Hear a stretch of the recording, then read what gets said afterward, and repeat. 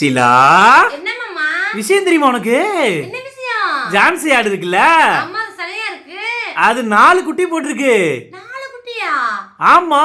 ஏன் மாமா எப்பயாவது 3 2 தான் போடும்? இப்ப 4 குட்டி, முதல் தடவை 4 குட்டி போட்டிருக்கு. அழகழகா இருக்கு, கலர் கலரா இருக்கு. நீ பாத்தியா? பாத்தியாவா? நான் எடுத்து கொஞ்சிட்டு தான் வந்தேன். அதுலயும் ஒரு குட்டி வேற லெவல்ல இருந்துச்சு. எடுத்து கொஞ்சி பார்த்துட்டு தான் வந்தேன். உனக்கு எப்படி தெரியும்? நான் தான் நேரா போய் வீடியோவே எடுத்து போட்டு விட்டேனே. ஏன் இப்படி பாக்குற? நீ வரியா பாக்குறதுக்கு? வேண்டாம், நான் வந்தாதான் மேரிமா அங்க இருக்கும்ல, நான் வரல. மேரிமா வீட்டுக்கு வரமாட்டேன்னு சொல்லிருக்கல, அப்புறம் எதுக்கு நான் கூப்பிடுறேன்? மேரிமா வரதுக்கு இன்னும் 3 மணி நேரம் இருக்கு.